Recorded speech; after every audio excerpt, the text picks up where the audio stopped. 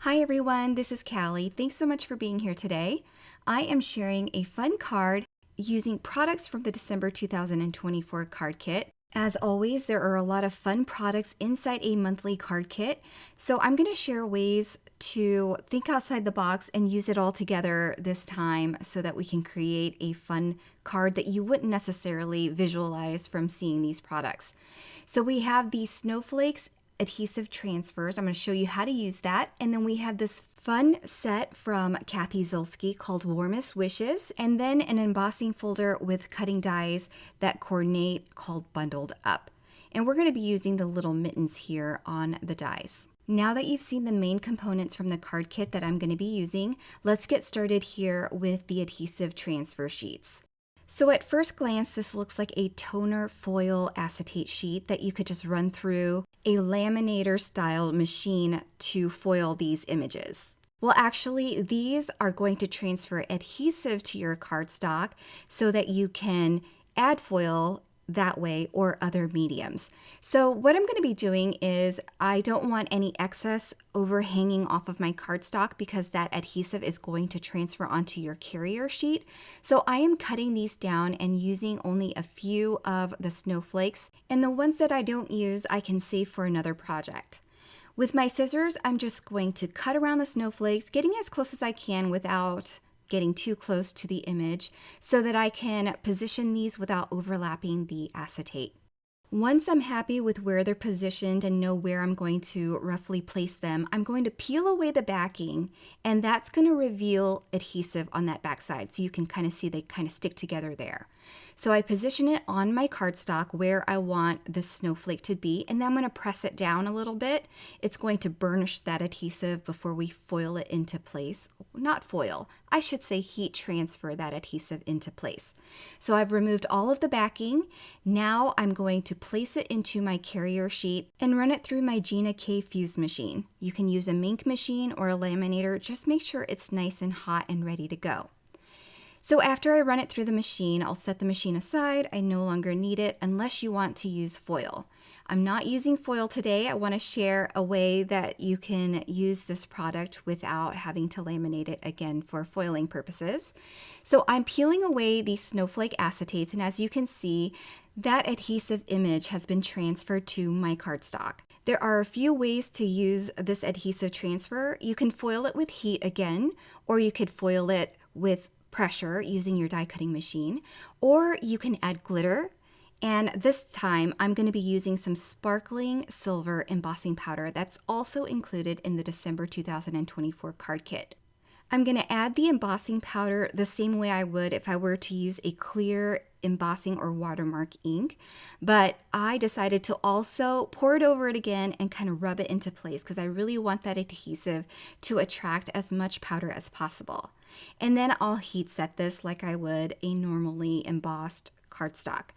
So I'll heat set that, and you can see that shimmer and silver embossing powder has been embossed in place. I'm going to set that panel aside now and stamp some loose images from the Warmest Wishes stamp set.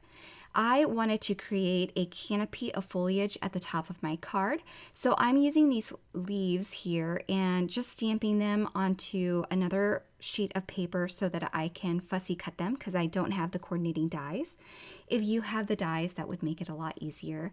And I'm using different shades of green. This artichoke cube color is a part of the card kit as well. So I'm showing you how I can add dimension to these foliage using a sponge applicator with the darker tone. I just sponge on some darker color at the tops and edges of my foliage, and then I re-stamp so that I can get this two-tone shaded effect for the foliage. I stamped 2 sets of leaves, and now I'm going to stamp some berries. I'm going to use some cranberry ink for a deep red color on these berries, and they're little, so I'm not too worried about any shading, so I'm just going to stamp them with this one color and not worry about using a second color. Then moving back to my snowflake panel, I also want to stamp additional leaves on this as well. And because I want the leaves to overhang a little bit for the canopy, I'm using a larger MISTI with my craft tacky mat so that I can position my paper in the center of the MISTI and stamp off the panel a little bit without having to reposition my paper constantly without that craft tacky mat holding my paper in place. So the craft tacky mat is great for stamping off-edge images like this in a stamp positioner. These foliage images are going to be sitting behind the ones that I'm planning on fussy cutting. So I am using a darker combination of colors, and I'm using the artichoke this time as a base and using a darker kale color to sponge on that second color for shading. And I'll repeat this process a second time with a second set of leaves so that I can fill my canopy all the way across that panel. Then going back to the previous panel that I stamped, I'm going to fussy cut all of these little berries and these leaves. I know it's a bit much, but it's really going to bring my vision for this card to reality. So I am fussy cutting all of these little leaves and berries, and then I'll use some 3D foam squares to attach them to the top of my canopy over those darker leaves that I stamped so that I can create lots of dimension and make it really, really full up there. Once the leaves are in place, I'm going to use liquid adhesive and adhere these little berries all over the place, tucking them underneath some of the leaves that are propped up as well. And that gives lots of dimension and interest to the card as well. I really love the way the berries add to the top of this canopy, making it super festive and giving it that holiday feel. So now that that panel is done, we're going to work on our mittens now, and I've got a rainbow of colors up here that I'm going to be ink blending this little panel with. And what we'll do with that panel is die cut a bunch of colorful mittens from this bundled up die set that I'm only using the mittens from, and then we'll emboss it using the embossing folder. If you don't want to ink blend a panel like I am here, you can use colored cardstock. You can also use patterned paper. And a part of the card kit is also a pack of color blend cardstocks that would also be fun for this card. I really wanted the transition of the ink to be very close together because these mittens are so small. So I really wanted each mitten to have a two-tone effect. So this was the easiest way for me to achieve that look. So it does look splotchy, but don't worry about it because as you choose the spots for your mittens, you can position your mittens so that you can grab the colors that you want. So I am going to die cut all the way across this panel, and I do have an extra mitten here or there. It's always great to have extra so that you don't have to go back and die cut more. And then after I die cut all of these little mittens, you can emboss them with the fun patterns from this embossing folder. I'm using the negative side of the embossing folder, if that makes sense, because I can kind of inlay these little mittens into place and it kind of just snaps perfectly into position. Then I'll run it through my die cutting machine to get these fun embossed patterns onto these mittens. And I wasn't worried about the mittens pairing up. I just really wanted that rainbow to go across, so I die cut as much as I thought I would need, including any extras or changing colors around. Then again, I'll use some thin 3D foam squares to attach these mittens going across the panel. And to make it look like strings, I'm just using a black art liner pen and using my T-ruler to make sure my lines are straight. And I'm drawing a line from the mitten to the top of the canopy. And once I'm done drawing all of these lines, it looks like all of these mittens are hanging, and it's so super cute. For the sentiment, I wasn't quite sure what I was going to do, but then I decided to stamp and emboss my sentiment over some extra cardstock that I had left over from my ink blended panel so that it coordinates with those hanging mittens. The sentiment is from the Warmest Wishes stamp set that I used for the foliage for the canopy at the top of my panel. So I'll stamp and emboss that with white cardstock, and then again, I'll fussy cut because I don't have the coordinating dies to go with this stamp set.